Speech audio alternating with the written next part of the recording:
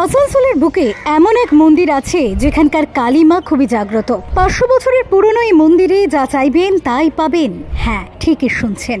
হাতে যদি একটু সময় থাকে তাহলে আসানসোলের এই মন্দিরে যান, কারণ এই মায়ের আশীর্বাদ মাথার উপর থাকলে আর কোনো চিন্তাই নেই। তাহলে আর দেরি কেন? দেবী মায়ের সম্পূর্ণ কাহিনী জানলে আপনিও চমকে উঠবেন। দেখুন, দেবী কল্যাণেশ্বরী মন্দির। এটি পশ্চিমবঙ্গের আসানসোলের বরাকর নদীর তীরে অবস্থিত, যেখানে মা কালীকে শক্তি রূপে পুজো করা হয়। কল্যাণেশ্বরী মন্দিরের ইতিহাস প্রায় 500 বছরের পুরনো। কথিত আছে এই মন্দিরের প্রতিষ্ঠা করেছিলেন রাজা হরিপদ গুপ্ত। তিনি দেবী কল্যাণেশ্বরীকে স্বপ্নে দেখেছিলেন এবং সেই স্বপ্নের ভিত্তিতে তিনি এই মন্দির নির্মাণের সিদ্ধান্ত নেন। এটি একটি শক্তি কেন্দ্র হয়ে উঠেছে, যেখানে মা কালীকে বিশেষভাবে পুজো করা হয়। মন্দিরটির পিছনে রয়েছে এক হৃদয় বিদারক কাহিনী। এক সময় রাজা হরিপদ গুপ্ত তার রাজ্যের শান্তি এবং সমৃদ্ধি ফিরিয়ে আনতে চান। তিনি দেবী কল্যাণেশ্বরীর আশীর্বাদ লাভের জন্য কঠোর সাধনা শুরু করেন। রাজা যখন দেবীর কাছে প্রার্থনা করছিলেন, তখন দেবীর স্বপ্নে এসে তাকে নির্দেশ দেন যে একটি নতুন মন্দির নির্মাণ করতে হবে। রাজা সেই অনুযায়ী জঙ্গলে গিয়ে একটি সুন্দর স্থান নির্বাচন করেন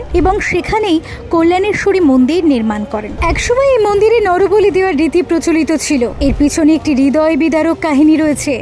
এক গরিব ব্রাহ্মণ তার পরিবার সহ ভক্তি ভরে দেবীর পুজো করতেন। একদিন পুজোর আগে খাবার জোগাড় করতে ব্রাহ্মণ তার মেয়েকে ঠাকুরের সামনে বসতে বলেন এবং নিজে বেরিয়ে পড়েন, কিন্তু দেবী অপ্রসন্ন হয়ে ব্রাহ্মণের মেয়েকে হত্যা করেন। পরে মা কালীর অনুশোচনা হয় এবং তিনি আশীর্বাদ করেন যে এখন থেকে মন্দিরে যারা সন্তানের জন্য প্রার্থনা করবে তাদের সন্তান লাভ হবে। এই ঘটনার পর থেকে ভক্তরা বিশ্বাস করতে শুরু করেন যে এখানে এলে তাদের সকল মানত পূর্ণ হয়। তাই সন্তান লাভের আশায় মহিলাদের সমাগম এখানে বেশি ঘটে।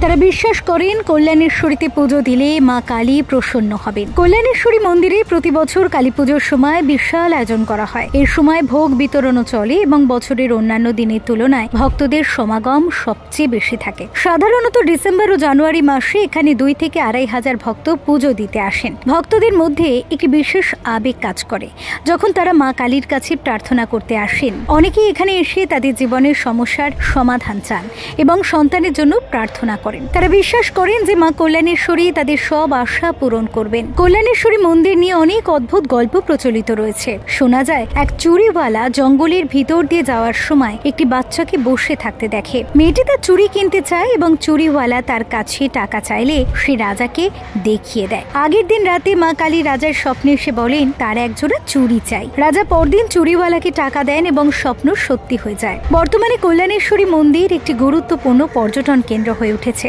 এখানে প্রতিদিন বহু পর্যটক আসেন, যারা শুধু ধর্মীয় অনুভূতি লাভ করতে নয়, বরং এখানকার ইতিহাস ও সংস্কৃতির সম্পর্কে জানার জন্য আগ্রহী। মন্দিরটির পাশ দিয়েই প্রবাহিত হচ্ছে বরাকর নদ, যার উপর নির্মিত হয়েছে মাইথন ব্যারেজ। এই অঞ্চলে আরো কয়েকটি ছোট বড় কলকারখানা গড়ে উঠেছে, যা স্থানীয় অর্থনীতিতে গুরুত্বপূর্ণ ভূমিকা পালন করছে। কল্যাণেশ্বরী মন্দিরের চারপাশে গড়ে উঠেছে সবুজ দ্বীপ, সুলেমান পার্ক, আনন্দ দ্বীপ ইত্যাদি স্থান, যা পর্যটকদের আকৃষ্ট করে। এখানে নৌবিহারের ব্যবস্থাও রয়েছে, যা দর্শকদের জন্য বিশেষ আকর্ষণীয়। এলাকার বাসিন্দারা জানান প্রতি বছর ডিসেম্বর জানুয়ারি মাসে বহু দূর দূরান্ত থেকে পর্যটকেরা এখানে আসেন। এটি একটি ঐতিহাসিক স্থান, যা আমাদের সংস্কৃতি এবং ধর্মীয় বিশ্বাসের গভীরতা তুলে ধরে এবং আমাদের স্মরণ করিয়ে দেয় যে আমরা সবাই এক বৃহত্তর শক্তির অংশ।